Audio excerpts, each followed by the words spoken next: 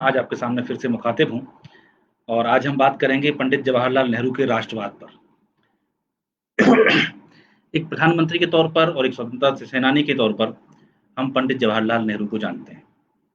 लेकिन आजकल जो अब बहुत ज़ोर-शोर से बातचीत होती है राष्ट्र की, राष्ट्रवाद की, भारत माता की और जोशीले भाषण दिए जाते हैं, तो एक राष्ट्रवाद की ऐसी छवि हमारे दिमाग में बनती है, जिसमें हम ऐसे कई बार लगने लगता है जैसे कि जो लोग राष्ट्रवाद का नारा लगा रहे हैं, वही राष्ट्रवादी हैं और बाकी लोग जो बहुत चिल्ला नहीं रहे हैं, चीख नहीं रहे हैं, हर समय जयकारे नहीं लगा रहे हैं, वो शायद कुछ कम राष्ट्रवादी हैं और उनकी इस खामोशी का, चुपचाप रहने का फ़ायदा जो चिल्लाने वाले राष्ट्रवादी हैं, वो उठाते हैं और उन्हें कई बार देश विरोधी, गद्दार, देशद्रोही इस तरह के संबोधनों से भी अलंकृत कर देते हैं। तो ऐसे में अब आएगा सवाल कि जब हम नेहरू जी की बात कर रहे हैं, तो नेहरू जी किस तरह के राष्ट्रवादी थे? तो पहली बात जब हम शुरू करें, उसके पहले नेहरू जी राष्ट्रवाद को डिफ़ाइन कैसे करते थे? जब भारत आज़ाद हो गया उसके बाद और जब भारत गुलाम था, जब वो अपनी 1934 में उनकी आत्मकथा आ रही थी, तब भी नेहरू ने बहुत स्पष्ट ढंग से राष्ट्र और राष्ट्रवाद को डिफ़ाइन किया था। नेहरू जी का कहना होता था नेहरू जी का बड़ा साफ कहना था कि जब कोई देश परतंत्र होता है और उसके ऊपर वो गुलामी में जकड़ा हुआ होता है, तो राष्ट्रवाद एक ऐसी प्रेरक शक्ति होती है जो उसे एकजुट करती है और लड़ाई के लिए प्रेरित करती है। तो गुलाम देशों के लिए राष्ट्रवाद एक अमृत है और जब हम भारत की लड़ाई लड़ रहे हैं आज़ादी की, तब हमें सबको एक साथ मिलना है, एक साथ लड़ना है और राष्ट्र के लिए लड़ाई करनी है। लेकिन इसका वो दूसरा चरण बताते हैं। दूसरा चरण नेहरू ये बताते हैं कि जब राष्ट्र आज़ाद हो जाता है और वहाँ उसकी अपनी सरकार बन जाती है, उसके चुने हुए लोग सत्ता की कुर्सियों पे बैठते हैं, तो उस समय राष्ट्रवाद के मायने बदलने की ज़रूरत हो जाती है। क्योंकि अगर उस समय भी राष्ट्रवाद अपने पुराने तरीके पे रहे, तो बड़ी मुश्किल करता है। क्योंकि पुराना तरीका क्या होता है कि एक दूसरा मुल्क है, जो आपके मुल्क के ऊपर शासन कर रहा है, हमें उससे मुकाबला करना है। माने एक विदेशी शक्ति से लड़ना, उसका विरोध करना, अपनी पूरी ताकत से एक देश के मिल के लोगों का, वह एक राष्ट्रवाद है। लेकिन जब देश आज़ाद हो गया, तब किसी का विरोध नहीं करना है, तब सृजन करना है, तब निर्माण करना है। तो निर्माण के समय का राष्ट्रवाद अलग होना चाहिए। और अगर आज़ाद मुल्क उसी मानसिकता पे चलते रहें जो गुलामी के समय हुआ करती थी, उसी राष्ट्रवाद पे बने रहेंगे, तो बहुत दिक्कत आ जाती है। नेहरू समझाते हैं कि होता क्या है कि आज़ाद मुल्कों में अगर कोई लोग राष्ट्रवाद पे चलते रहते हैं, तो बहुत बार ऐसा हो जाता है कि जो मेजॉरिटी कम्युनिटी है, जो बहुसंख्यक समुदाय है, वह खुद को ही राष्ट्र घोषित कर देता है और जो बात वह कहता है, वही राष्ट्रवाद हो जाती है। और चूँकि उसके सामने कोई विदेशी शक्ति या वैसी ताकतवर शक्ति देश के अंदर नहीं होती है, तो देश में जो माइनॉरिटी तबका होता है, उसको वो दबाने लगती है। तो फिर एक ये असल में एक तरह एक तबके के राष्ट्रवाद को पूरे देश का राष्ट्रवाद कह दिया जाता है। इस राष्ट्रवाद से संभलने की बहुत ज़रूरत है। इस राष्ट्रवाद की दूसरी वो विडंबना ये बताते हैं कि आज़ादी के लिए बहुत अच्छा है, लेकिन कई बार जब मुल्क आज़ाद हो जाते हैं, तो वो अपने हाथ-पाँव फैलाने लगते हैं, अपना ज़ोर दिखाने लगते हैं। तब वो क्या करते हैं, दूसरे मुल्कों के ऊपर चढ़ाई कर देते हैं, उनकी ज़मीनें कब्जाने लगते हैं, उन्हें नीचा दिखाने लगते हैं। इस तरह का राष्ट्रवाद भी खतरनाक होता है। तो आज़ाद मुल्क में राष्ट्रवाद कैसा हो, इसे फिर नेहरू आगे समझाते हैं। उनका कहना है कि अब जब देश आज़ाद हो जाता है, तो राष्ट्रवाद की जगह राष्ट्र प्रेम या राष्ट्रभक्ति या राष्ट्र निर्माण ले लेता है। तो जो लोग देश आज़ाद मुल्कों में जिन्हें काम करना है, वो देश के लिए जब काम करते हैं, देश की सेवा करते हैं, कोई मज़दूर है अगर वो सड़क बना रहा है, कोई इंजीनियर है वह बाँध बना रहा है, कोई व्यापारी है वह ईमानदारी से अपना कारोबार कर रहा है, कोई छात्र है वह रिसर्च कर रहा है, कोई अधिकारी है वो अपना जो उसको ज़िम्मेदारी सरकार ने सौंपी है, उसको ज़िम्मेदारी से निभा रहा है, तो वो देश की सच्ची सेवा कर रहा होता है। यहीं वो और चीज़ों को भी जोड़ते हैं। इन बातों के आने से कई बार हमें लगने लगता है कि ये तो राष्ट्रवाद में वो रोमांच नहीं आ रहा जैसा हमें चाहिए। लेकिन यही सबसे बड़ी चुनौती है। आज़ाद मुल्कों के राष्ट्रवाद में रोमांच नहीं हो सकता, उसमें सिर्फ़ सेवा, त्याग, समर्पण की एक अंतहीन श्रृंखला होती है, वही बनी रहेगी। जबकि जब मुल्क गुलाम होता है, तो हमारे पास बहुत रोमांच की गुंजाइश होती है। तो वही नेहरू जो सन 47 में प्रधानमंत्री के बनने के बाद समझा रहे हैं कि राष्ट्रवाद का मतलब राष्ट्र निर्माण है। जब देश गुलाम था, तो वो किस तरह का काम कर रहे हो। आपने तो सब लोग जानते ही हैं, सुना भी होगा कि नेहरू जी की पढ़ाई अ, विदेश में हुई, हैरो में पढ़े, कैम्ब्रिज में पढ़े। तो वहाँ के दिनों को याद करते हुए सब लोग बहुत तरह के किस्से सुनते हैं कि बड़े रईस बाप के बेटे थे, तो ये सुख था, वो सुविधा थी। इस तरह से ऐशो-आराम में रहते थे। लेकिन ज़ाहिर तौर पे हमेशा ऐसा नहीं होता था।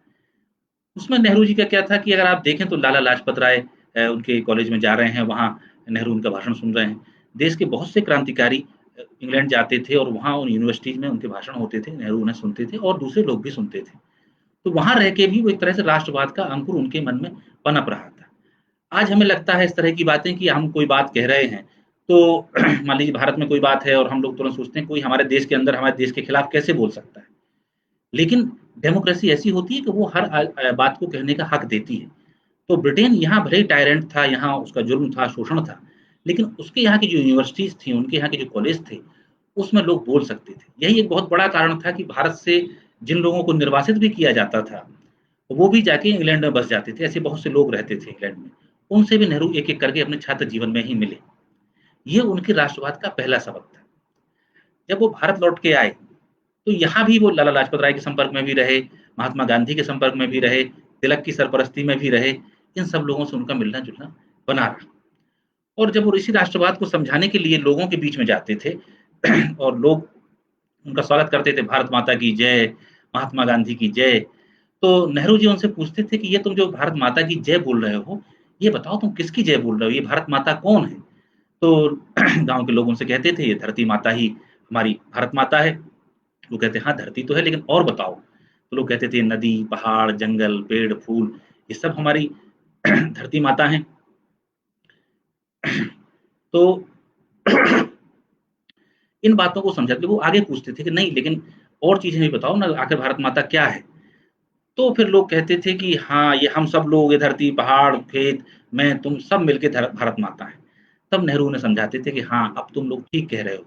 क्योंकि ये धरती, पहाड़, पेड़, फूल, पत्तियाँ और नदियाँ ये सब तो हज़ारों साल से हैं। लेकिन ये भारत के जो 36 करोड़ लोग हैं, जो 40 करोड़ लोग हैं, ये जब मिलकर एक साथ आते हैं, एक साथ बात करते हैं, तो हम ये सब मिलके ही भारत माता बनाते हैं। भारत के एक-एक आदमी से मिलकर के जो 36 करोड़ लोग हैं, इन 36 करोड़ लोगों को ही सामूहिक रूप से भारत माता कहा जाता है। यानी कि हम में से हर आदमी भारत माता का एक कतरा है। तो इसलिए जब हम भारत माता की जय बोलते हैं, तो असल में हम और किसी की जय नहीं बोल रहे होते हैं, हम खुद अपनी जय बोलते हैं। और नेहरू ने और गांधी ने दोनों लोगों ने इस बात को पूरी कांग्रेस में, पूरे आज़ादी के आंदोलन में जन-जन तक ये बात समझाई। क्योंकि अगर वो ये बात ना समझाते, ये सच्चा राष्ट्रवाद ना समझाते, तो उस गरीब-गुरबा आदमी को अपने साथ जोड़ना बहुत मुश्किल हो जाता।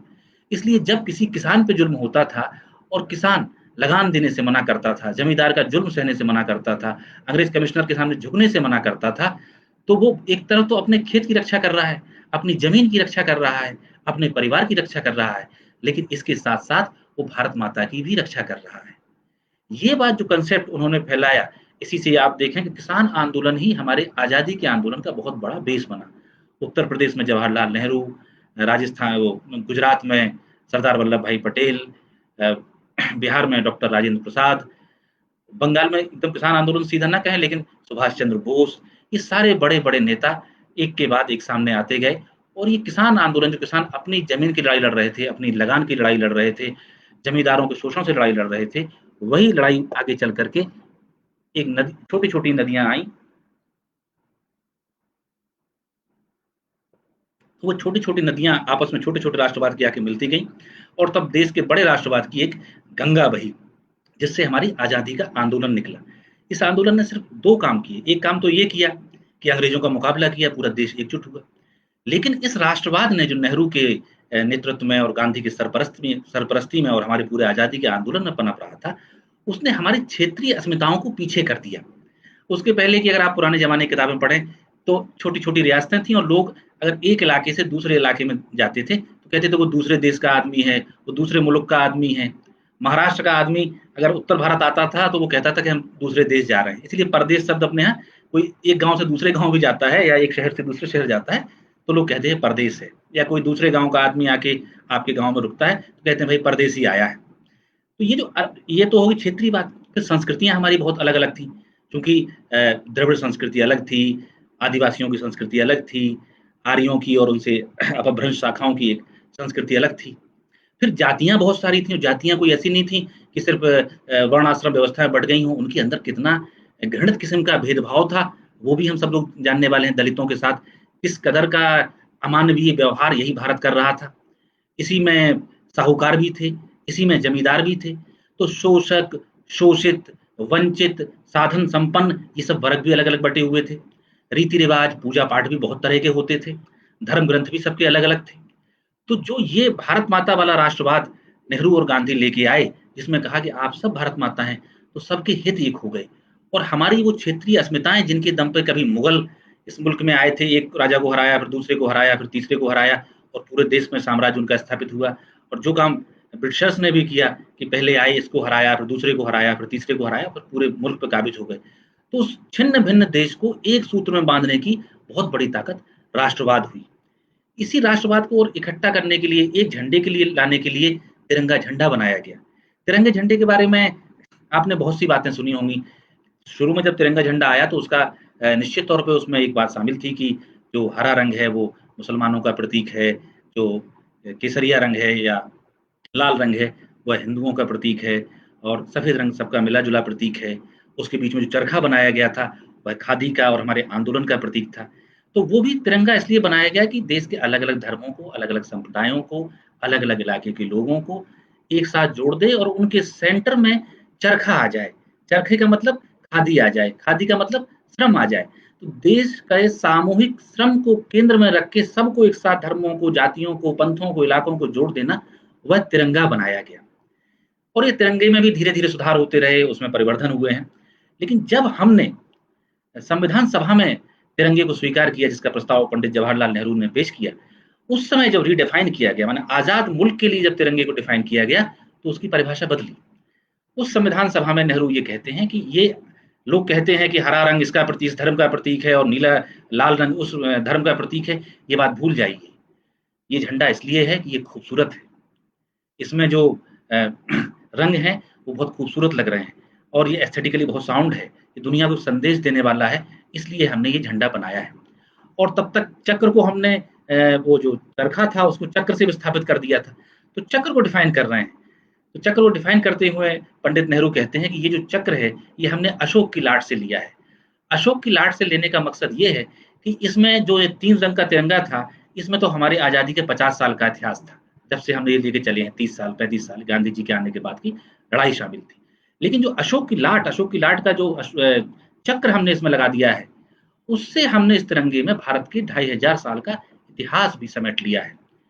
और फिर वो उसी संविधान सभा में समझा रहे हैं कि ये अशोक का जो चिन्ह है, ये जो चक्र है, जिसको देख के हम लोग आज भी गदगद पुलकित होते हैं और गर्व से भर जाते हैं, इसका महत्व क्या है?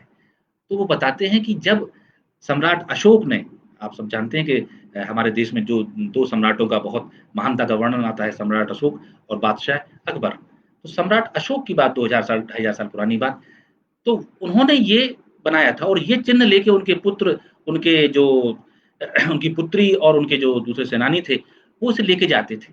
तो जब किसी देश में ये अशोक की लाट पहुँचती थी, तो भारत की सेना नहीं पहुँच रही होती थी वहाँ पर। भारत का दोस्ती का, शांति का पैगाम उस मुल्क में पहुँचता था। इसी तरीके से भारत की संस्कृति बहुत से देशों में पहुँची। भारत का बौद्ध धर्म दूसरे देशों में पहुँचा। तो ये शांति और प्रेम का संदेश लेके जो व्यक्ति जाता है, वही अशोक की लाट का, अशोक के चिन्ह का सही वारिस है।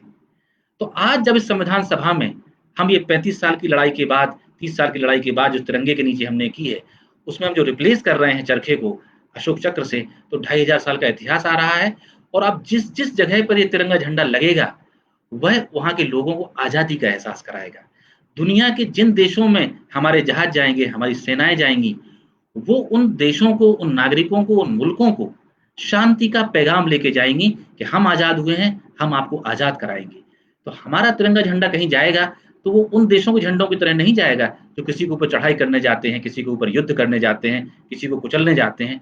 भारत के तिरंगे का मतलब है शांति, सद्भाव, भाईचारा, मैत्री। इन बातों को हमारे राष्ट्रवाद में गूँथा गया।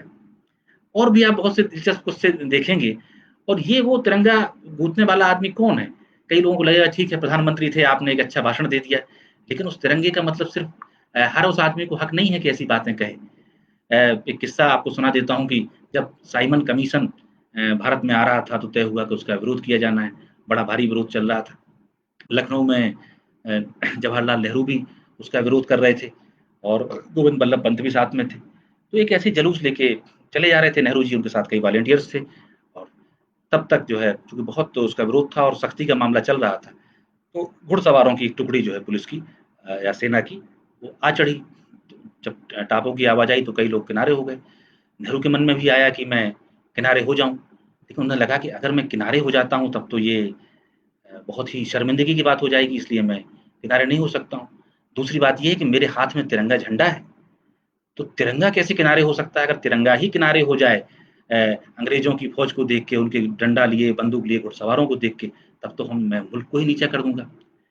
तो नेहरू अपना बीच सड़क पे चलते रहे, तब तक उनकी वो घुड़सवार लगभग नेहरू के सिर पे आ गया और आके जो उसने खींच के डंडा एक मारा है सिर पे नेहरू के और 3-4 तड़-तड़ लाठी कंधे पे, पीठ में पड़ी, तो नेहरू गिर गए। वो लिखते हैं कि मैं गिर तो गया, लेकिन मैंने झंडा नहीं झुकने दिया। झंडा वो हाथ में थामे रहे। उसके बाद तो ताबड़तोड़ लाठियाँ पड़ी, फिर नेहरू जी बेहोश हो गए। ज़ाहिर है जब आदमी बेहोश हो गया होगा तो ध्वज भी गिरा होगा, लेकिन ध्वज का हौसला नहीं गिरने दिया। और नेहरू उसके बाद लिखते हैं कि मुझे खुशी इस बात की है कि जब पहली लाठी मुझ में पड़ी, तो मेरा विवेक नहीं कहीं गया। मैंने अपने आप को थामे रहा, इससे मुझे बड़ी ताकत मिली कि नहीं मैं अहिंसक तरीके से इन चीज़ों को झेल सकता हूँ। उसके बाद फिर जब अगले दिन फिर विरोध हुआ और लखनऊ रेलवे स्टेशन के बाहर विरोध कर रहे थे, तो वहाँ तो जो लाठियाँ पड़ी तो नेहरू जी लिखते हैं कि फिर तो इतनी लाठियाँ पड़ी किसी को कुछ याद ही नहीं रहा कि मैं क्या विरोध कर रहा हूँ, नहीं कि क्या विरोध नहीं कर रहा हूँ, बहुत मार पड़ी। तो लोगों को अगर ये कई बार जो छवि बना दी जाती है कि नेहरू जी कह रहे हैं, वो तो साहब विदेश में पढ़ के आए थे, बड़े एलीट थे, आनंद भवन में रहते थे, विलासिता में पले थे। तो वो ऐसे नेता नहीं थे कि अपने नीचे के लोगों को, कारिंदों को, कार्यकर्ताओं से तो कह दें कि जाओ तुम लाठी खाओ और मैं आनंद भवन में आराम से बैठा हुआ हूँ। उन्होंने लाठियाँ खाई, उसी तिरंगे को लेके खाई, उस तिरंगे की मान को समझा। एक बार आंध्र प्रदेश में जब पूरी तरह से ब्रिटिश पीरियड था तो कोई बहुत मशहूर इमारत थी वहाँ की। वहाँ लगातार आंदोलन विरोध चल रहा था कि तिरंगा फहराने को मांग चल रही थी। नेहरू कहीं से नेहरू और कमला नेहरू दोनों ही थे उस समय। तो ये वहाँ गए तो फिर वो बड़ी ऊँची इमारत थी, उसपे नेहरू जी किस तरह से चढ़े और वहाँ जाके उन्होंने तिरंगा फहराया, यूनियन जैक को उतारा, उसके लिए पिटे, उसके लिए भी उन्हें जेल हुई। तो नेहरू उसमें बाद में एक अपनी आत्मकथा में लिखते हैं, एक आध जगह और भी लिखते हैं कि मुझे ये बड़ा कष्ट हुआ कि जिस झंडे को हमने इतने हौसले से, इतनी ताकत से वहाँ फहरा दिया था, हमारे आने के बाद फिर ब्रिटिशर्स आए और उन्होंने उसे उतार दिया और यूनियन जैक फहरा दिया। ये लड़ाई की ओर वो संकेत कह रहे हैं। तो वो कह रहे हैं कि असल बात है कि जब तक आज़ादी नहीं मिल जाती, तब तक बात बनेगी नहीं। तो ये राष्ट्रवाद वो पोर-पोर में भर रहे हैं और चूँकि आज हम उन्हें एक वृद्ध नेता के तौर पे, भारत को बनाने वाले नेता के तौर पे देखते हैं, लेकिन कांग्रेस में तो वो युवा नेता थे। आज हम उन्हें चाचा नेहरू कहते हैं, लेकिन उस समय तो वो बच्चे नेहरू थे। क्योंकि उनके लिए तो चाचा के समान और उस अवस्था के लोग तो महात्मा गांधी थे, सरदार पटेल उनसे उम्र में बहुत बड़े थे और तिलक थे उस ज़माने में, मदन मोहन मालवीय थे, उनके स्वयं पिता मोतीलाल नेहरू थे। तो उन दिग्गज लोगों के बीच में पंडित जवाहरलाल नेहरू एक नौजवान थे और उस ज़माने में राष्ट्रवाद को बहुत तेज़ी से पकड़े हुए थे। बल्कि यूँ कहें कि पंडित नेहरू और सुभाष चंद्र बोस 2 नेता ऐसे नौजवान थे जिन्होंने देश में राष्ट्रवाद को एक नई ऊँचाई दी। क्योंकि तिलक का आपने सुना होगा बहुत लोकमान्य तिलक का जो मशहूर वाक्य हम लोग सुनते हैं कि स्वराज हमारा जन्मसिद्ध अधिकार है और इसे हम पाकर रहेंगे। ये बिल्कुल उन्होंने कहा था। लेकिन स्वराज का मतलब था डोमिनियन स्टेटस। ब्रिटिश क्राउन के अंदर ही एक सर्टेन लेवल की आज़ादी हमें मिले। तो उसी को कहना बहुत उन्हें आफत पड़ गया था, 6 साल की कैद हुई थी उस बुजुर्ग आदमी को और वो तो बहुत ही क्रांतिकारी नेता थे, लेकिन उस स्वराज का मतलब ये नहीं था कि संपूर्ण आज़ादी। गांधी भी शुरू में आए हैं, वो भी ब्रिटिश क्राउन के अंतर्गत ही सर्टेन छूटें ये मांग रहे थे कि भाई रानी का राज्य कल्याणकारी है और उस कल्याणकारी राज्य की हम प्रजा हैं। तो जो प्रजा को अधिकार आपने ब्रिटेन में दिए हैं, दूसरे उपनिवेशों में दिए हैं, वैसे ही अधिकार भारत के नागरिक को मिलना चाहिए। मैं आपका कोई शासन नहीं उखाड़ रहा हूँ। ये पंडित जवाहरलाल नेहरू थे, जो इस बात पे अड़े और सुभाष चंद्र बोस थे कि नहीं हम पूर्ण आज़ादी से कम कुछ लेंगे ही नहीं। सन 28 का वर्ष, सन 27 का वर्ष गांधी और नेहरू के बीच बहुत तल्ख संवादों का वर्ष रहा और उस समय नेहरू के सबसे बड़े माने जो सलाहकार थे या उनके साथ खड़े डटे रहने वाले व्यक्ति सुभाष चंद्र बोस थे और वो बहस यहाँ तक गई कि ये हुआ कि 1929 से पहले ये नेहरू रिपोर्ट बनाई गई, जो मोतीलाल नेहरू ने बनाई, जिसमें ये था कि डोमिनियन स्टेटस के अंदर भारत को क्या-क्या छूटें मिलेंगी। तो उस रिपोर्ट का मुखर विरोध सबसे ज़्यादा जवाहरलाल नेहरू ने और सुभाष चंद्र बोस ने किया और जब वो अड़ गए कि नहीं हमें इस पे होना है, तब गांधी जी ने कहा 1 साल रुकते हैं और फिर आप सबको पता ही है कि 1929 में लाहौर के अधिवेशन में लाहौर से पूर्ण जो आज़ादी का पहली बार कांग्रेस ने संपूर्ण आज़ादी का प्रस्ताव पास किया, और जब पास किया गया तो गांधी जी ने कमान नेहरू के हाथ में सौंप दी, क्योंकि सबसे बड़े राष्ट्रवादी उस समय के वही थे और युवाओं में उनकी जबरदस्त अपील थी। उनके राष्ट्रवाद का आलम वो जानते थे कि इस देश को जोड़ना सबसे पहले ज़रूरी है। जब हम जुड़ जाएँगे, जब एक हो जाएँगे, तो हम अंग्रेज़ों से लड़ पाएँगे। अंग्रेज़ों से लड़ने के लिए नेहरू ही ऐसा व्यक्ति था जो दक्षिणपंथियों के भी संपर्क में है। हालाँकि वो उन्हें बहुत पसंद नहीं करते थे, लेकिन उन्हें निकाल बाहर नहीं किया। मध्य मार्गियों के संबंध में है, कम्युनिस्टों के संपर्क में है, क्रांतिकारियों के संपर्क में है।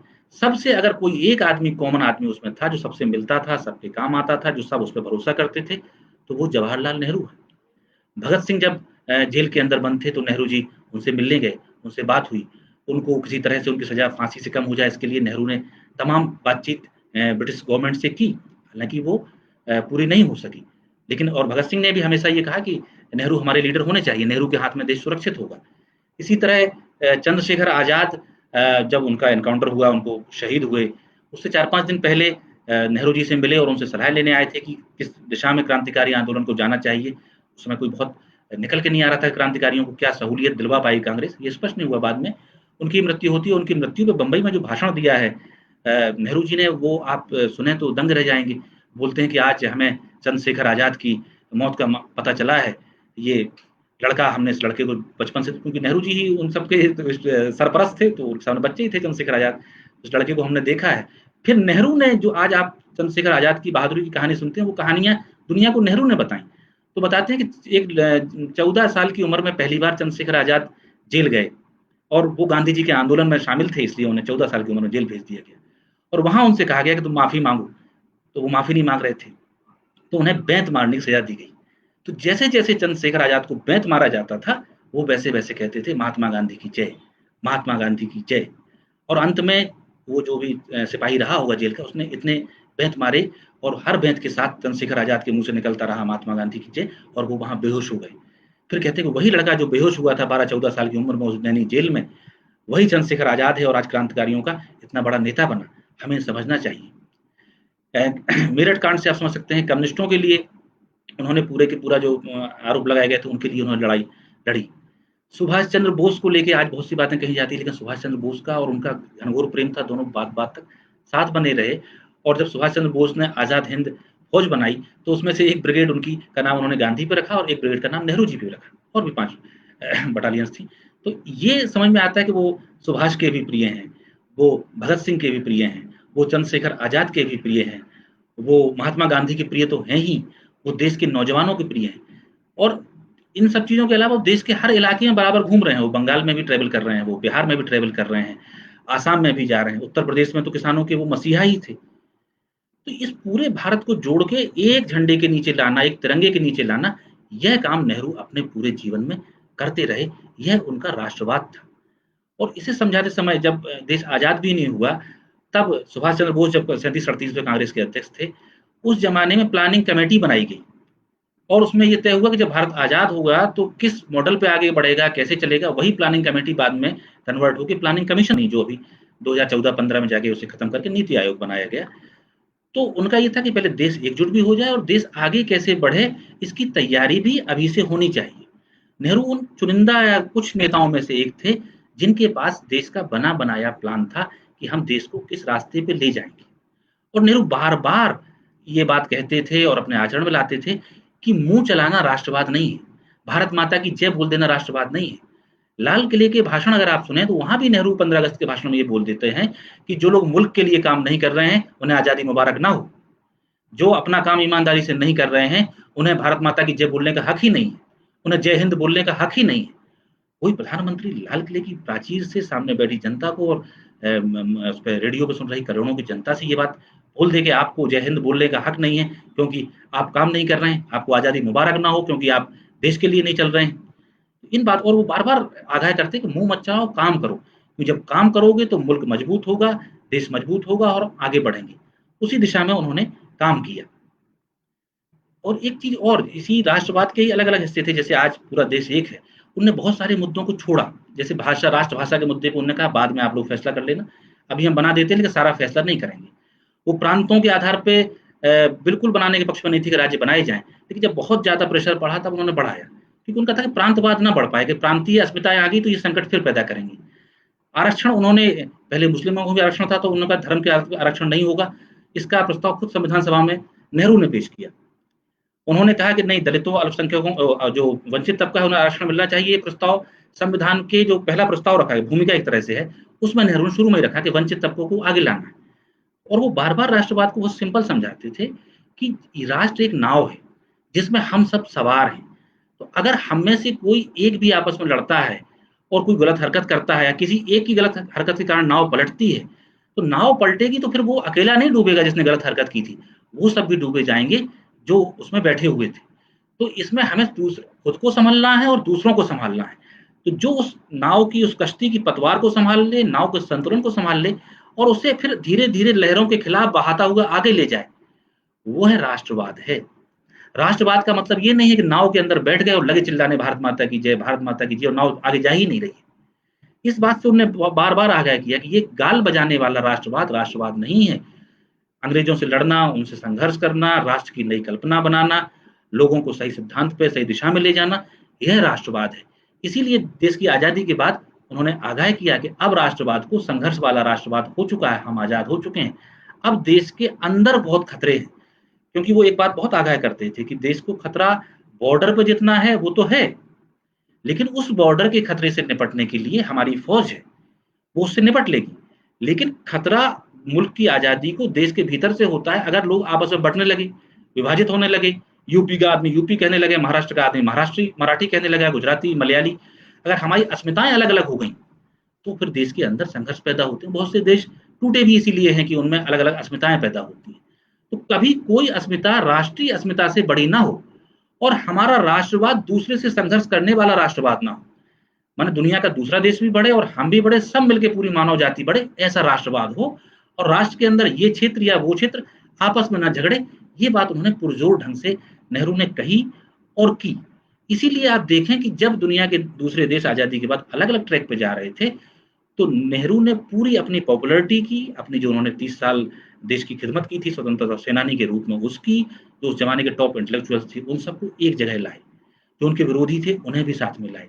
श्यामा प्रसाद मुखर्जी नेहरू के साथी नहीं थे, उनसे वैचारिक बहुत से मतभेद थे और तमाम तरह के मतभेद थे। आप देखें तो डॉक्टर अम्बेडकर से बहुत खुले मतभेद थे। उन सबको उन्होंने अपने मंत्रिमंडल में रखा और उनकी जो-जो सेवाएँ हो सकती थी देश के लिए, उनकी एक्सपर्टाइज़ का लाभ उठाया कि देश पहले है, पार्टी बाद में है, हमारे व्यक्तिगत हित बाद में है। और वहाँ वो इंस्टीट्यूशन बिल्डिंग का काम शुरू करते हैं। एक तरफ डेमोक्रेसी को मजबूत कर रहे हैं, फिर आप देखिए सेल, दुनिया भर के माने बिजली कैसे बनेगी, बाँध कैसे बनेंगे, खेतों में कैसे काम होगा, लोहे का उत्पादन कहाँ होना है, रोड कैसे बनने हैं, ट्रेनें कैसी चलेंगी, शिक्षा के संस्थान कैसे होंगे। वो सारे इंस्टीट्यूशन बिल्डिंग में लगे क्योंकि उस आदमी ने बहुत बारीकी से देखा था कि अंग्रेज़ों ने हमारा शोषण सिर्फ़ फ़ौज के बल पे नहीं किया है। अगर अंग्रेज़ों के यहाँ और पूरे यूरोप में औद्योगिक क्रांति 19वीं शताब्दी में नहीं हो गई होती और उससे उनके पास एक नया और सबसे आगे का ज्ञान नहीं आ गया होता, तो वो दुनिया पे रूल नहीं कर पाते। उस दुनिया पे रूल करने के पीछे उनके वैज्ञानिकों का, उसके पहले उनके जो व्यापारी होते थे, जो यात्राएँ लंबी-लंबी करते थे, उनका, उनके वैज्ञानिकों का, उनके स्टूडेंट्स का, उनके हथियार बनाने वाले लोगों का, तो पूरी दुनिया को जो बदल दिया था यूरोप ने, उस बात को वो समझ रहे थे कि इस दुनिया के साथ कदम-ताल करना है, तो हमें वैज्ञानिक तरक्की करनी पड़ेगी, संसाधनों में भी ग्रोथ करना पड़ेगा। इन बातों पे वो ध्यान लगाए हुए थे और बता रहे थे कि अब यही आज़ाद मुल्क का राष्ट्रवाद है। तो आज जब हम लोग 2020 में बैठे हैं और भारत माता की जय कहते हैं, जन गण मन कहते हैं, वंदे मातरम कहते हैं, ये सब प्रतीक हैं। ये हमारे आपके 132 करोड़ लोगों की आज़ादी के प्रतीक हैं। लेकिन प्रतीक सब कुछ नहीं होता। जैसे अभी आपने कोरोना में देखा होगा कि मंदिर के अंदर जो भगवान राम की मूर्ति रखी है या शंकर जी की मूर्ति रखी है या विष्णु जी की मूर्ति रखी है, वो भगवान का प्रतीक है, भगवान नहीं है। इसीलिए जब कोरोना आया तो हमने सारे मंदिर बंद कर दिए, हम उनसे भाग आए दूर में। तो इसी तरह तिरंगा झंडा है, हमारा राष्ट्रगान है, हमारा राष्ट्रगीत है और दूसरे हमारे राष्ट्रभाषा है। ये सब हमारे राष्ट्रीय प्रतीक हैं। इसमें याद रखना चाहिए राष्ट्र नहीं है, राष्ट्र के प्रतीक हैं। इन प्रतीकों में ताकत वहीं से आती है जब राष्ट्र मजबूत होता है और राष्ट्र प्रतीकों की पूजा से मजबूत नहीं होता है। मूर्ति पूजा से भगवान मजबूत नहीं होता है। राष्ट्र तब मजबूत होता है जब हम राष्ट्र के लिए काम करते हैं। तो इस समय जिस समय में हम जी रहे हैं, अगर हम लोग अपने-अपने काम बहुत ज़िम्मेदारी से करें और जो गांधी जी ने कहा था कि आखिरी आदमी की आँख से आँसू पोंछना है, और यही बात पूरे जीवन नेहरू दोहराते रहे कि इस बात से तय नहीं हुआ होगा कि हमने मुल्क में कितनी तरक्की की है, कितना विकास किया है, कि हमने कौन-सी बड़ी इमारत बना दी या कौन-सा बहुत बड़ा पुल बना दिया या कौन-सा बाँध बना दिया। इस बात से तय होगा कि हमने कितने आदमियों की आँख से आँसू पोंछ दिए। तो आज की स्थिति में देखा जाए, अगर सच्चा राष्ट्रवाद क्या होगा? जिन करोड़ों लोगों की मज़दूर पलायन कर गए हैं, उनके पास रोज़ी-रोटी का ज़रिया नहीं है। जो बहुत से लोग मिडल क्लास हैं, ब्लू कॉलर या व्हाइट कॉलर लोग, उनकी नौकरियाँ चली गई हैं, उनके पास कोई इंतज़ाम नहीं है, उनके लिए क्या हो सकता है? हमारे बॉर्डर्स पे खतरा है, हमारी अर्थव्यवस्था में खतरा है, हमारी शिक्षा व्यवस्था में खतरा है। तो इन सब चीज़ों को अगर किसी तरह से इम्प्रूव किया जाए, हमारे यहाँ टॉप लेवल के संस्थान हो जाएँ, हमारे लड़के निकलें तो वो दुनिया की रैंकिंग में आएँ, हमारी फ़ौज के पास ऐसे आला हथियार ही ना हों, अपनी रक्षा के उपाय भी हों। क्योंकि अभी ये बात भी आई है और पहले भी सैनिक कहते रहे हैं कि जो ठंडे इलाकों में जहाँ पे भी झगड़ा हुआ है चीन से, उनके पास पहनने के लिए उस लेवल के आजकल कपड़े, वस्त्र और टेक्नोलॉजी नहीं है, जो अब लड़ाई में होती है। आज अमेरिका है, चीन है, रूस है, तो ये बहुत कुछ इन्वेस्ट कर रहा है। जी, अगर आप जाएँ और चीन के ट्विटर हैंडल देखें तो आजकल वो इसी की शेखी बघार रहा है कि साहब हमारे पास उस इलाके में बहुत टॉप क्लास के तो अस्पताल हैं और उसमें कितना भी भयंकर हमारा सैनिक घायल हो जाए, हम उसकी सेवा कर लेंगे, उसे हम बचा लेंगे, उसे सुरक्षित कर लेंगे। बल्कि कुछ ऑफ़िशियल ट्विटर हैंडल पे तो चीन के मैंने यहाँ तक देखा कि उन्होंने कहा कि हमने भारत के सैनिक भी हमारे पास कुछ फँस गए थे, तो हमने उनकी भी सेवा की है। भगवान जाने वो झूठ बोल रहा है चीन या सच बोल रहा है, लेकिन हम ऐसा कोई दावा नहीं कर पा रहे हैं। तो अगर हमें इन बड़ी लड़ाइयों में उतरना है, तो हमें बड़े संसाधन हासिल करने पड़ेंगे और बड़े संसाधन सिर्फ़ दावा करने से नहीं आ जाते। जैसे कई बच्चे होते हैं पढ़ाई-लिखाई में कमज़ोर होते हैं, वो कहते हैं, "नहीं मम्मी आज मैं इस बार इतना पढ़ूँगा, टॉप ही कर जाऊँगा और मैं तो ये कर दूँगा, नहीं करूँगा तो मर जाऊँगा।" वो डायलॉग मार सकता है। लेकिन वो पढ़ेगा नहीं 6 महीने और अंत में जब वो फेल हो जाता है तो कहता है, "नहीं मम्मी मैंने बहुत कोशिश की लेकिन हो नहीं पाया, अगली बार करूँगा।" जबकि जो बच्चा पढ़ने वाला होता है, जो मेहनत से काम कर रहा होता है, वो चुपचाप टॉप भी कर जाता है और अगली कक्षा में ही पढ़ता है। तो ये भावनाओं का मामला नहीं है, ये कर्म का मामला है। ये शब्दों का मामला नहीं है, ये आचरण का मामला है। ये बात गांधी ने अपने पूरे जीवन में बताई, ये बात नेहरू ने अपनी मृत्यु तक कर के दिखाते रहे, समझाते रहे। नेहरू ने एक बहुत महत्वपूर्ण बात 62 में जो चीन की लड़ाई में हमें सदमा लगा था, उस धक्का कहते धक्का लगा। उसके बाद उन्होंने एक बात कही थी कि मैंने बहुत बड़ा सबक सीखा है, जो मुझसे गलती हुई है, कि चीन की सेनाएँ जब चलती हैं, तो उनके साथ चीन का बॉर्डर भी चलता है। चीन की सेना जहाँ तक पहुँच जाती, चीन कहता है यहीं से हमारा बॉर्डर है। ये बात नेहरू ने समझी थी और वो गलती फिर दोबारा भारत ने दोहराई नहीं। सन 67 में जब वो चोला और नाथुला से आगे बढ़ा तो हमारे सैनिकों ने उन्हें पलट के वार किया, उनके बंकर-फंकर सब उखाड़ दिए, टीम-टाम सब फेंक दिया, 350 सैनिक उनके मार दिए और उन्हें उनकी हदों में वापस भेज दिया क्योंकि इंदिरा गांधी का भारत यह समझ गया था कि चीन की जब सेना आगे बढ़ती है, तो वो अपनी सरहदें भी आगे बढ़ाता चलता है। आज वह फिर वही काम गलवान घाटी में कर रहा है या अन्य जगहों पे कर रहा है। उन जो अतीत में हमारे बुजुर्गों से ने जो चोटें खाई हैं, जो ठोकरें खाई हैं, उनसे हमें सीखना चाहिए। राष्ट्रवाद अपने बुजुर्गों की निंदा करने से नहीं होता। जैसे अब आप मान लीजिए पृथ्वीराज चौहान थे, तो वो मोहम्मद गौरी से हार गए थे और उसमें ये भी बड़ा स्पष्ट है कि उन्होंने उससे पहले परमार से लड़ाई लड़ ली थी। उनकी बहुत सी स्ट्रैटेजिक गलतियाँ थी जिस कारण से पृथ्वीराज चौहान हारे थे। लेकिन क्या हम पृथ्वीराज चौहान से को अपना महापुरुष मानना बंद कर देंगे? क्या है हम ये कहने लगे कि उन्होंने सरेंडर कर दिया था? सरेंडर तो नहीं किया, लड़े थे, बहादुरी से लड़े थे। तो वो लड़ाइयाँ मुल्कों की लंबी चलती हैं। पृथ्वीराज चौहान के हारने की ज़िक्र आ जाता है या राणा सांगा बाबर से हार गए, तो क्या राणा सांगा का सम्मान कोई कम हो जाएगा हमारे मन में कि वो बाबर से हार गए हैं? या रानी लक्ष्मीबाई और तात्या टोपे और सारे क्रांतिकारी हमारे लड़ाई लड़ गए, बाबू कुँवर सिंह सारे लड़ाई लड़ते हैं 1857 में और वो अंग्रेज़ों से हार जाते हैं। असल में देश की लड़ाइयाँ एक ये अलग-अलग कालखंड हैं, जिनमें एक लड़ाई होती है, हम हार गए क्योंकि मुल्क खत्म नहीं होता है। मुल्क तो रहता ही है। लक्ष्मीबाई के पहले ही मुल्क था, लक्ष्मीबाई के बाद भी मुल्क रहा। 1857 के गदर और गांधी के आगमन के बीच में 90 बड़ी लड़ाइयाँ भारत के लोगों ने लड़ी, जिन सब में हम हारे। लेकिन सन 47 में हम जीते। तो मुल्क की लड़ाइयों को कभी किसी एक नेता से, एक राजा से, एक प्रधानमंत्री से नहीं बाँधना चाहिए। हमें हमेशा ये देखना चाहिए कि उसने लड़ा कैसा था। उसने देश का सम्मान तो नीचे नहीं रखा था, प्राण न्यौछावर कर दिए थे, लेकिन घुटने तो नहीं टेके थे। तो ऐसे ही चाहे 62 की लड़ाई हो, चाहे 67 की बात हो, चाहे 71 की लड़ाई हो, उन सब से सबक लेके देश को आगे अपने आप को तैयार करना चाहिए। और तैयारी का सबक उसी असली राष्ट्रवाद में सिखा हुआ में छुपा हुआ है, जो जवाहरलाल नेहरू हमें बताते रहे हैं। वह है राष्ट्र निर्माण और राष्ट्र प्रेम और भारत को समझना। और भारत का समझने का मतलब है कि भारत माता सिर्फ़ एक तस्वीर नहीं है, जिसमें उसके पास झंडा है, एक शेर है, एक नक्शा है। हम सब 132 करोड़ लोग जो हैं, ये एक-एक कतरा मिलके 132 करोड़ लोग मिलते हैं। हम सब भारत माता का हिस्सा हैं। अगर हम सब खुशहाल होंगे, हमारे पास पड़ोसी खुशहाल होंगे, वो तंदुरुस्त होंगे, उनके दिमाग खुले होंगे, दुनिया में उनकी कदर होगी, तो भारत महान होगा। अगर 132 करोड़ लोगों में से कोई महान ना हो, तो भारत कैसे महान हो जाएगा? हम कहते रहेंगे। लेकिन भारत की महानता को तो दुनिया तब मानेगी जब हम 132 करोड़ लोगों में से कम 500-700 आदमी तो ऐसा हो, जो दुनिया में महान कहलाने के लायक हो। तो हम अपना आचरण, अपनी भविष्य दृष्टि इन सबको बदलेंगे और राष्ट्र को समझेंगे, सिर्फ नारेबाजी नहीं करेंगे, राष्ट्र निर्माण में जुट जुट जाएँगे, तो वही सच्चा राष्ट्रवाद होगा। इसी बात को नेहरू जी आज़ादी के पहले भी समझ रहे थे, आज़ादी के बाद भी समझाते रहे और उसे करके दिखा के गए। अब आज हम लोगों के सामने ये चुनौती है कि हम उससे सबक क्या-क्या लेते हैं। आपको मैं 1-2 किताबों का रेफ़रेंस चूँकि मैं हमेशा देता हूँ।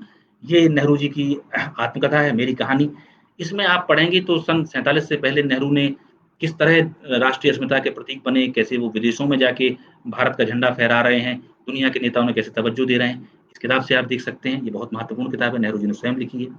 एक ये दूसरी किताब है, ये फ्रैंक मोरिस ने नेहरू जी की जीवनी लिखी है।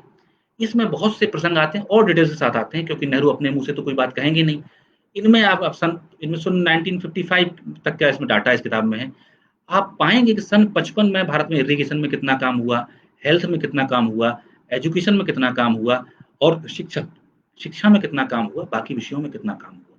तब आपको समझ में आया कि मात्र 47 में जिस देश को 200 साल तक अंग्रेज़ों ने पूरी ताकत लगा के चूस लिया हो, जिसके सारा धन, संपदा, वैभव, आत्मविश्वास अंग्रेज़ों ने हर लिया हो और इंडस्ट्रियल रिवॉल्यूशन के कारण दुनिया बदल गई हो, उस गरीब भारत को, उस नंगे पैर चलते हुए भारत को, उस पूरी तरह से चूसे गए भारत को नेहरू ने 5 साल के अंदर 10 साल के अंदर 47 से लेके 55-57 जो 17 साल का कार्यकाल है और ये किताब सिर्फ़ उनके 8 साल का बताती है, कितना बदल दिया था और क्या ट्रैक रख दिए थे, वो आपको इससे पता चलेगा। और तीसरी किताब जिसके वजह से मुझे मौका मिलता है आपसे बातचीत करना, ये नेहरू मिथक और सत्य, इसमें भी मैंने राष्ट्र निर्माण के पूरे 7 चैप्टर लिखे हैं। आज हमारे सामने जैसे एक बहुत बड़ा संकट आ रहा है कि प्रवासी मज़दूर यहाँ से वहाँ जा रहे हैं, वहाँ से यहाँ आ रहे हैं। उन्हें कैसे बसाएँ, कैसे रखें? क्वारंटाइन सेंटर तक में रखने की जगह नहीं है। लेकिन नेहरू जी के ज़माने में जब जो पाकिस्तान वाले इलाके से कई करोड़ प्रवासी आए और उन्हें हमने बसाया और वो उनकी रोज़ी-रोटी का इंतज़ाम किया, उनके बाल-बच्चों का इंतज़ाम किया और आज वो बहुत संपन्न तबके में शामिल हुए, तो वो क्या मॉडल अपनाए गए थे? यहाँ तो एक आपको ऐसा भी मिलेगा कि नेहरू जी ने कहा कि रेडीमेड मकान लाके रख दो। आपको यहाँ ऐसे प्रसंग मिलेंगे कि नेहरू ने कहा कि कौन-सा ट्रैक्टर खरीदना है, कौन-सा टिलर नहीं खरीदना है। एक-एक चीज़ पे देश का प्रधानमंत्री खुद देखता था, मंत्रियों से बात करता था, कोई हीला-हवाली हो जाती थी, डाँट-फटकार करता था। बाँधों के मामले में अगर नेहरू जी को रिपोर्ट 10-5 दिन नहीं मिल पाती थी, तो उन्होंने कहा नहीं मेरे पास रिपोर्ट आनी चाहिए और उसमें प्रगति दिखनी चाहिए। उसका नाम सिर्फ़ प्रगति रिपोर्ट नहीं होना चाहिए, मैं समीक्षा और डाँट-फटकार पे नहीं बैठा हूँ। मुझे दिखना चाहिए काम कहाँ से कहाँ तक बढ़ गया है। ये तरीके उनके थे, जिससे उन्होंने राष्ट्र निर्माण किया और आज़ाद भारत में राष्ट्र निर्माण ही राष्ट्रवाद है। हमें नेहरू को समझना होगा और सिर्फ़ नेहरू को नहीं समझना होगा, अगर आपको कहीं कोई मुग़ालता है, कहीं कोई गलतफ़हमी है, तो जिन लोगों ने अपने-अपने मुल्क बनाए हैं, आप अमेरिका में अब्राहम लिंकन से समझिए, जॉर्ज वाशिंगटन से समझिए, तुर्की में कमाल अतातुर्क से समझिए और बहुत से देश हैं जहाँ आज़ादी आई हैं, लोगों ने लड़ाइयाँ लड़ी हैं, अपने मुल्कों को बनाया है। आप वहाँ जाके समझिए उन राष्ट्र निर्माताओं ने कैसे काम किया है और फिर तुलना करिए कि क्या नेहरू जी ने उनसे कोई कम काम किया है? क्या उनसे कम पैमाने पे काम किया है?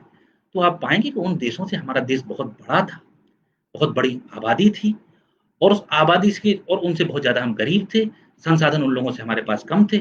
तो सबसे विषमतम परिस्थितियों में दुनिया के सबसे पीछे जाते हुए मुल्क को जिसने ऊपर ला दिया, उसका नाम जवाहरलाल नेहरू है।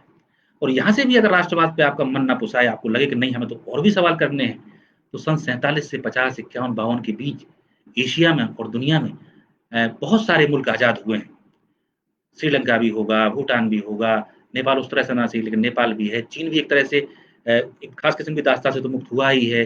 फिर आप इधर अरब में चले जाइए, ईरान, इराक, कुवैत, तुर्की बहुत सारे देशों की एक पूरी श्रृंखला आपके सामने आ जाएगी और तब आप देखिए कि आज हमारे साथ आज़ाद हुए देश कहाँ हैं और हम कहाँ हैं। उन्होंने क्या हासिल किया है और हमने क्या हासिल किया है। और हासिल करने के पैमाने में वो ऊँची अट्टालिकाएँ मत लगा लीजिएगा। ये लगाइएगा कि आखिरी आँख का आँसू पहुँचने में हम कहाँ पहुँचे हैं। लोगों को आज़ादी देने में हम कहाँ पहुँचे हैं। दलित शोषित तबके के साथ सन 47 से पहले कैसा व्यवहार होता था और आज उस व्यवहार में क्या इम्प्रूवमेंट हुआ है। स्त्रियाँ कितने पर्दों में इस मुल्क में सन 47 के पहले रहती थीं और आज वो कहाँ तक आई हैं। तो जब इंसान की आज़ादी और इंसान का बढ़ना और उसकी तकलीफ़ों का कम होना, इन 2 पैमानों पे आप मापेंगे कि भारत ने कितनी तरक्की की है, अपने साथ हुए आज़ाद हुए दूसरे देशों के मुकाबले में, तब आपका दिल कहेगा कि नेहरू ने क्या किया था और कैसे उसने 30 साल की लड़ाई में राष्ट्रवाद से काम लिया और 17 साल राष्ट्र निर्माण में काम लिया। आज हमारे लिए राष्ट्र निर्माण ही राष्ट्रवाद है। मुझे लगता है कि इतनी बातचीत आपसे काफ़ी अच्छी रही और ज़रूरत पड़ेगी तो हम राष्ट्रवाद को और डिटेल्स के साथ माने वो आज़ादी के पहले नेहरू कैसे लड़ रहे थे, कैसे जा रहे थे, किसानों से कैसे मिल रहे थे, उनमें डंडे कैसे पड़ रहे थे, जेल में उन पे कैसे ज़ुल्म होता था, परिवार से कैसे दूर रहते थे। उनकी पत्नी मौत की शैय्या पे पहुँच गईं, लेकिन नेहरू जी ने एप्लीकेशन नहीं लिखी कि मुझे जेल से रिहा कर दिया जाए, मैं पत्नी को देखने जाना चाहता हूँ और पत्नी ने भी यही कहा कि ना, मैं मरती हूँ तो मर जाऊँ, मगर कभी भूल से माफ़ी मत माँग लेना। तो उन नेहरू की बात है, जिनका पोता राजीव गांधी पैदा होता है, तो उसे देखने के लिए नेहरू नहीं जा सकते हैं। वो एक जेल से दूसरी जेल जा रहे होते हैं और इंदिरा गांधी और फिरोज गांधी दूर से राजीव गांधी की झलक उन्हें दिखा देते हैं। तो बहुत त्याग करने पड़ते हैं। किस्से कहानी और झूठ बोलने में तो बड़ा आनंद आता है, किसी के बारे में कुछ भी फैला दीजिए। लेकिन उस त्याग को, उस बलिदान को, उस समर्पण को, उस राष्ट्रभाव को समझना है, तो सच्चे दिल से चीज़ों को जानना पड़ेगा, समझना पड़ेगा। फिलहाल तो इतना ही कहूँगा कि आप सब लोग राष्ट्र निर्माण में लगें, जो हम पे तिनका कतरा गिलहरी का प्रयास हो सके वो हम करें, जो आपसे बड़े प्रयास हो सकें वो आप लोग करें। आज की मुलाकात में बस इतना ही। बहुत-बहुत शुक्रिया।